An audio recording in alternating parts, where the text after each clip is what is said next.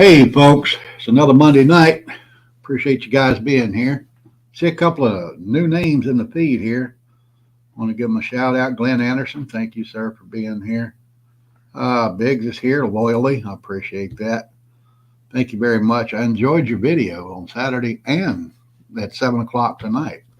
You guys need to go over there and check her videos out. Biggs Prep or Biggs Homestead Kitchen.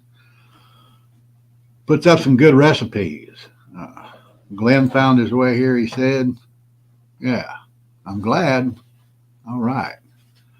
Picked up a few new subscribers this week, which is always fun. I appreciate it. I hope they're here. I see most of my regulars here, and I do appreciate it. Michael, he said hello to everybody. There we go. Of course, John H. is in the house. Linda's Prepper Kitchen. There's another one. You got to go check her out, guys, ladies and gentlemen. When I say guys, that's non-genderous, okay? That's just my generation.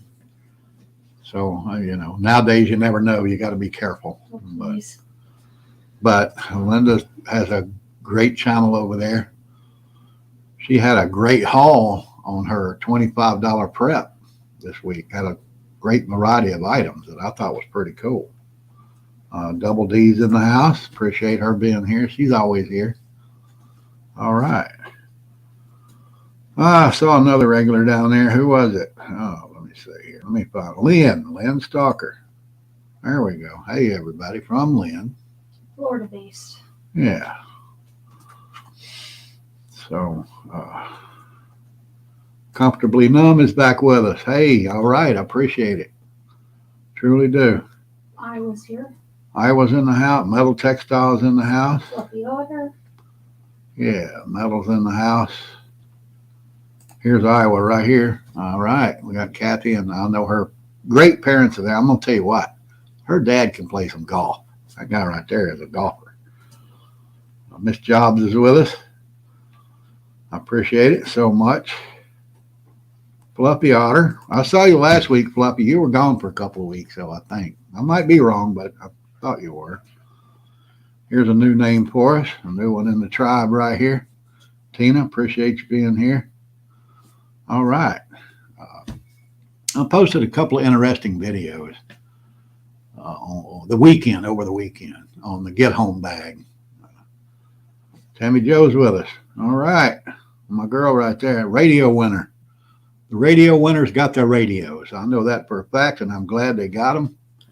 So hopefully they got a toy there to play with. Learn how to use those because they're a great source of information if you need it, especially here in Florida with that SARnet that I told you about. Go look that up on the internet.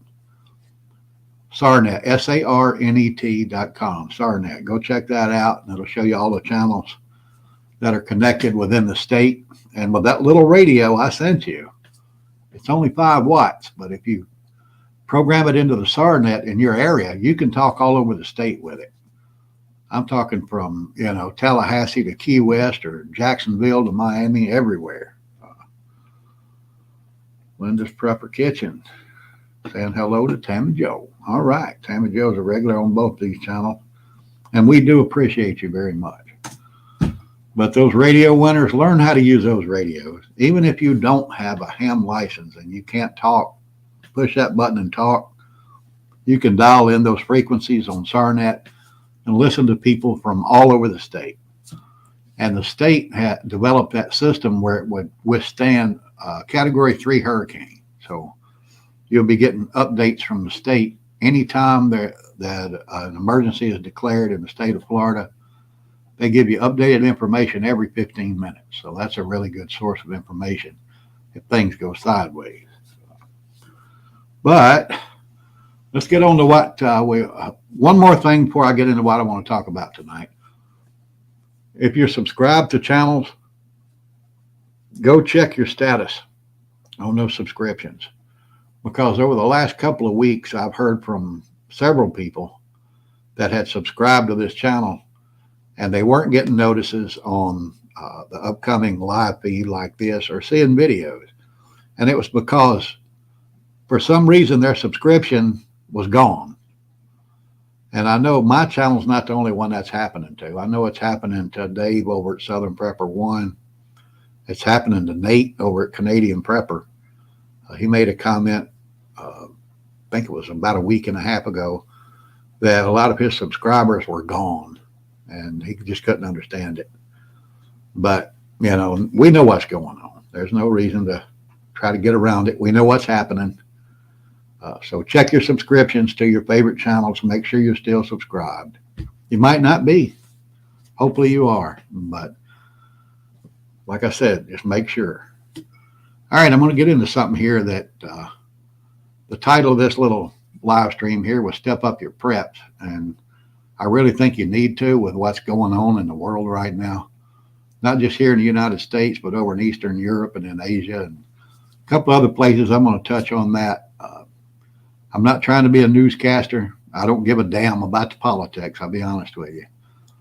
But it does affect all of our ability to survive if something bad happens. And that's the reason why I'm touching on these topics today. But I actually got 3 emails in the last week about how long canned goods would last.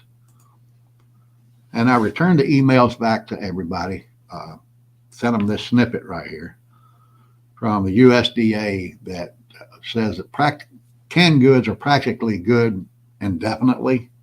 You can see I got it marked out there, highlighted in red. As long as the can's not damaged and they're stored properly in a cool, dry place, cool being 75 degrees or below. But your canned goods are going to be good practically forever. They might not taste as good 7 or 8 years down the road, but they'll still fill your belly up and they won't kill you. That's for sure. That's been tested. Did a lot of research on that after I got those questions. There was actually one case that I found where some World War II canned goods were stored in a bunker, and they opened them up and tested them, and they were fine. And that data was from last year. So was that 70 years ago? 65, 70 years ago? But, if it's good, it's good. Peaches and what's this? So to beware of some fruits, peaches will swell. Yep. Fruits have a lot of acids in them. Yep. So that's the reason why those cans swell. Stuff like beans, corn, peas. Hominy.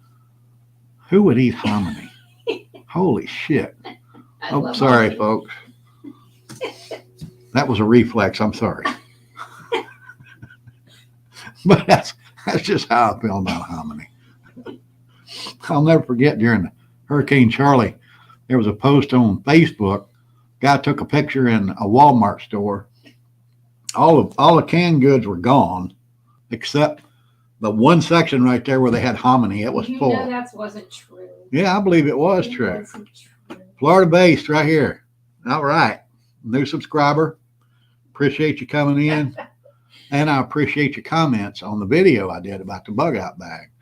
If you didn't see his comments, go over there and check that video out. The one that's about what's in my bag.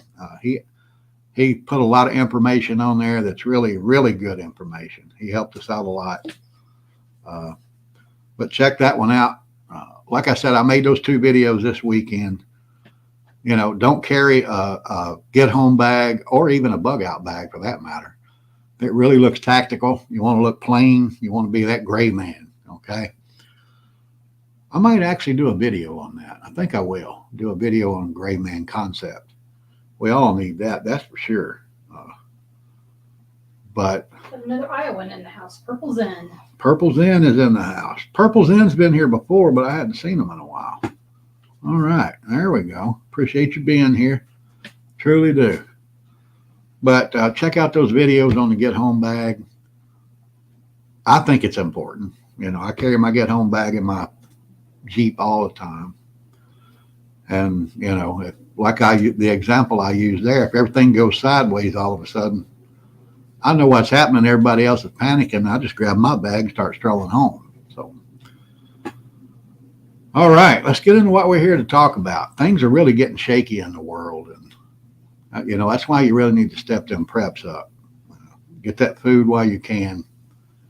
If you don't store water, at least make sure you have a way to purify water. Catch rainwater or harvest water from a stream or a lake or whatever. But you really need to step it up because things are getting bad. Right now, Europe is it's just in shambles. It's a mess. I mean, they're still rioting in France. They have been for weeks because everything's so damn high over there. People can't afford to buy a loaf of bread. There's no fuel. Jobs are nowhere. It's just France is in shambles. Germany, they're still in a state of emergency over their power needs that are coming up for the winter. The fuel oil needs, since Russia cut them off.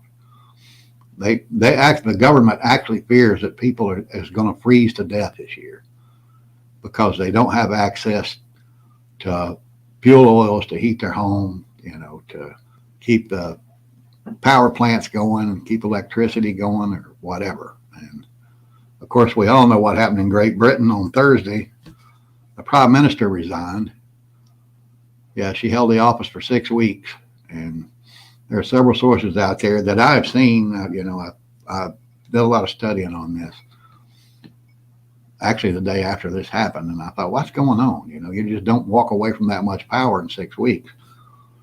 Well, it looks like that she felt the economy was in such a mess, there was no way for it to get straight, and she didn't want to be blamed for it. Can't blame her, right? They threw her into the fire, and she jumped out. That's what it come down to. She wasn't going to be blamed for the mess that's coming. And actually, I don't blame her. I wouldn't take that heat either if I was her. It's not her fault.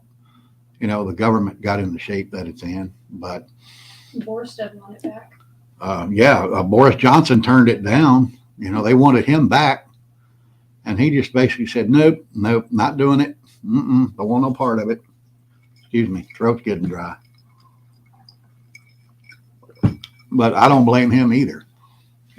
He actually set them on the right path, and then their parliament wouldn't follow the guidelines that he was trying to institute over there. And then when he finally just, he quit fighting back, and they said, okay, we'll just go ahead and leave. So they got rid of him. Then when they wanted him to come back and get it straight, he said no. He just, kind of gave him the finger and went on about his business. He made his money. He don't give a shit. Oops, excuse my language. There I go again. Being a dumb redneck. Sorry, folks. But, whatever happens in Europe, you can expect it to happen in the United States 2 or 3 years later. So this is what's coming to us. I mean, that's the 3 most powerful countries in Europe right there.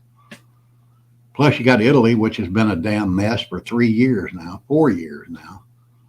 It's actually more economic in Italy to wipe your bottom with the currency than it is to buy toilet paper. It takes so much currency to buy it. Italy's been that way for a while. So that was just a start, and it's just gone from there. So that's the 4 strongest countries in Europe. They're all crumbling. They are all crumbling. But what made me think that things are really getting bad, I don't just think it, I pretty much know it. I mean, is this right here. First time in 80 years, the U.S. Army deployed the 101st Airborne Division just miles away from Ukraine. They don't move them guys, that many of them, unless there's something serious going on or about to go on. I'm telling you. I talked to a former member of the 502 Strike right there. See that pin? 502 Strike. Talked to him today, and he has no doubt that that's who they sent over there, this old unit here, and they're getting ready to go to war. I mean, they don't send those guys over there unless they're getting ready to rock and roll. They don't play. Cynthia said her son is in Finland helping their army mobilize. Yep. Finland, oh wow. I mean, when Finland is getting their stuff together, they're pretty much neutral on everything. But when they're getting ready to go, hey, it's about to go down. So pray for her son. If he's in Finland and he's helping those folks out over there, he's there in an advisor capacity, which is great. Hopefully he'll never see that frontline warfare. But the 5,000 members of the 101st, they sent to Romania. And I think that was kind of after the State Department found out that Iran has actually using drones and moving troops into Belarus and I think Croatia, I think is where they went. But that means Iran's jumped into this thing with both feet. And it's going to get nasty. It's just going to get really, really bad. We know what's going to happen if a nuclear weapon ever does go off over there. It's not just going to affect that area over there. It's going to affect the entire world. Ukraine floated out the idea that the Russians were making a dirty bomb to set it off on their own ground and blame Russia. And then, of course, Russia made the same accusation. And the United States Department of Defense said that wasn't true, that, the Western Allies was not developing a dirty bomb. But they didn't say Russia wasn't. Maybe they just don't have that intelligence. I don't know. But when you're talking nuclear weapons, you're getting serious, because once that starts, it's only going to escalate from there. It's going to be terrible. I mean, even though Ukraine's not a NATO member, if Russia does use a nuclear weapon in this war, NATO has to respond. I mean, they're not just going to let Russia start killing people with nuclear weapons and do nothing about it. And then once NATO responds, it's game on. It's all out. So right now the question is, what kind of response will there be, from the United States if that does happen, or NATO, I should say. But we all know about the dam situation, I think. If you hadn't heard about it, I'm going to tell you. I don't know how to pronounce the name of this dam. Kakhovka Dam threat. Okay, but this dam is in Ukraine, and the Ukrainians are claiming that the Russians have rigged it up with explosives, and at any time they can blow this dam. And if they do, it's going to flood 20 cities downstream, and of course create havoc from there. And if that happens, then Ukraine has to go all out, and they're begging for NATO to back them up on it. So hopefully that'll never happen, because there'll be a lot of innocent victims. If that does happen, I will say this right now: if that does happen, it's game on. It's rock and roll all out. I don't think NATO or Ukrainian allies can just ignore that if it does happen. If they do, then the war is over. Ukraine will lose. It's that simple. If there's not a major response, if that does happen, if there's not a major response, then everybody should just fold up their tents and go home, because NATO is basically going to, it'll be tacit approval to do whatever they want to do if there's no retaliation at that point. Hill Bill's in the house. All right. Appreciate it, Bill. All right. I know where you're from. You're from Travis's network, THP network, I think. Is that like Biden giving Putin a list of infrastructure? Not this. That's right. He told him. Biden gave him a list of stuff. Here, you can't attack this. How stupid was that? And gave them a list what to hit. Well, he said, but yeah, he said this, don't touch this. So we know that's what they're going to hit, Yeah. Which is ridiculous. I don't know where this country, I've never seen our country in this state before. It's ridiculous. Where the way they're handling foreign policy and the things that are going on is just crazy. But the U.S. State Department, come up with information this week that said China is stepping up their, efforts in Taiwan that might move on Taiwan before the end of this year, which is 2.5 months away. There's no way that the United States can protect Taiwan with what we have left, from what we didn't give the Ukrainians. I mean, there is a way we could attack them. We could retaliate, but it's going to be very, very weak. Anybody that knows military intelligence knows the United States cannot fight a war on two fronts. We can't do it. It's impossible. We don't have the personnel, and now we don't have the equipment. We don't have the equipment or the personnel to protect the homeland, much less something thousands of miles away. I mean, I know it's ridiculous to say, but, it's not out of the realm of possibility. What if a Red Dawn situation happened here? We're done. The only thing that this country could count on is the armed American citizens to protect this country. And then every day our government's trying to stop that, trying to take that away. So, I'll say it right here. I'll declare it right here. I ain't giving up shit, folks.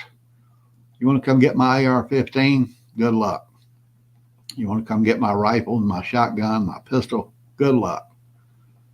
Because if you do take me out, I ain't going alone. It's that simple. I have a question. What's that? Do you think our citizens will protest inflationary prices like the Europeans? No. Americans will never protest the inflation like the Europeans are doing because Americans have been dumbed down. Plus, the government has, dropped us enough bones here and there that they think the government's going to protect them. Like these little freaking checks we got the last couple of years. It was in Camp Casey in Korea briefly. Horrible place, cold as hell. You bet your ass it's cold over there. You don't want to fight a war over there in the wintertime. But,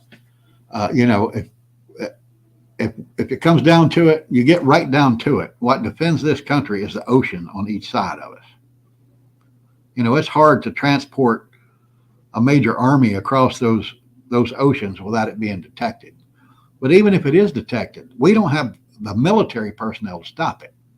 We're going to have to depend on the hunters, and the average person that's armed here in the United States to protect this country.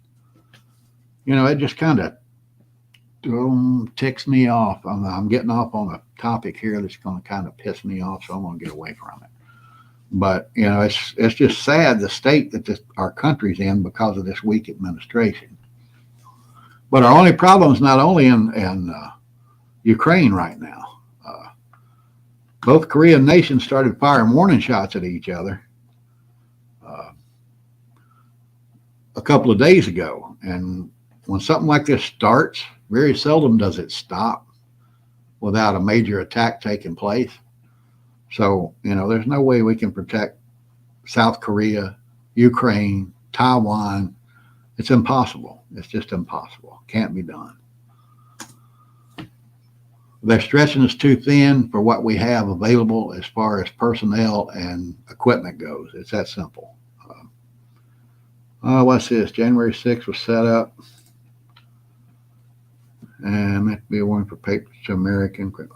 You know what? If I comment on that, they're going to shut this live stream down. But I think you know where I stand on that. If you don't know me by now, you'll never will know me. I mean, look behind me. It's that simple. But these algorithms are set up where if you say this or you say that, lights out, you're gone. So, I appreciate you bringing that up, and it's a fact. It is, but I can't say anything here. So, let me go on. All right. We talked about North and South Korea. But I think actually if something like that does happen, if there's a nuclear attack in Ukraine or a nuclear attack in South Korea or anywhere, it's instantly, if it's reported on the news, you're going to have mass chaos here in the United States. I might be wrong. I hope I am. There's a lot of Americans that just walk around dumb and don't pay attention to anything. Matter of fact, I think the majority do right now. They have no idea what's going on in the world. They don't care. As long as they can get their Starbucks coffee and tie their hair up in a douche knot, they're happy, But, if there is a nuclear attack somewhere, anywhere in the world, it's going to set off chaos here in the United States. maybe not initially, because like I said, the news might not report it. They might not report it at all until it gets close to home or until there's a major city wiped out, and nobody will know. But you think Walmart was bad? You think Walmart's bad on Black Friday? If something like this does happen, I think it's going to be a mess here in the United States. If a nuclear weapon is used in Kiev, well, that's not going to happen because there's kind of an agreement between countries. You don't cut the head off the snake. They don't attack the leaders right off the bat because there has to be somebody to flip the off switch. So, but if there's another city over there wiped out with a nuclear weapon, I don't know if it's going to be reported here or not, but if enough people are killed, they're going to have to report it. And if that happens, then, it's going to be tough here. You're going to see, long gas lines, short food supplies. You might, I don't know, but you might even see banks just limiting how much cash you can take out or closing their doors altogether. I don't know. But it'll be bad. Once the news gets out, it will be bad. I don't know if you remember this little public service announcement in New York back in the spring, wasn't it, when that came out? Yeah, March. Yeah, March. Okay. I think it was March. But, imagine that happening all over the country at once. What the response will be. People will be going crazy. So be ready. You got to be ready. That's what this is all about. That's why I'm telling you all of this. It's happening.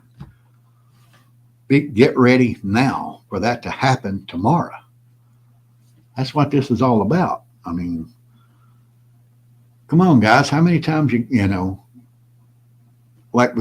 it's not too late to start prepping. I have people, comment or send an email. I hadn't done anything up to this point. What do you recommend? Well, at least they're finally on the ball. Get that food, get that water. A lot of people are just now starting because they're seeing what's coming, and that's a good thing. I'm glad they are. If you're watching this, you have any questions about what to do, shoot me an email. theorlandoprepper@gmail.com. I'll do what I can for you. But it's not just a matter of food and water. You got to have, ways to protect yourself as far as, I hate to say it, I don't know if nuclear fallout. Last week, somebody brought up the fact that if we do have a nuclear attacks across the state of Florida, like I said, Canaveral over to my east and MacDill over to my west, they're going to be targets. So I got to get ready for that fallout. And I did do some research, like I said I was going to. I did it, so I know what to expect. And that's what you need to do. Get smart. Chris is back in the house. Appreciate it, buddy. You're right. They should replenish the Civil Defense Network. Absolutely. That would be a major benefit to this country. But I don't know if they actually have the ability to do that right now. Our country's so stressed. Appreciate you coming back, buddy. I know you've been gone for a little while, and that was my fault. I'll admit it. I was being a smart ass. I was. I made a comment to him, and he just kind of like, okay, I'm done with this. And I don't blame him. I was being I'll go, I appreciate it. You being back, and I apologize. Sometimes I just do that. I'm sorry. You can't be a cop all the years I were and not be I'm not going to say that word. But I was wrong, and I appreciate you coming back.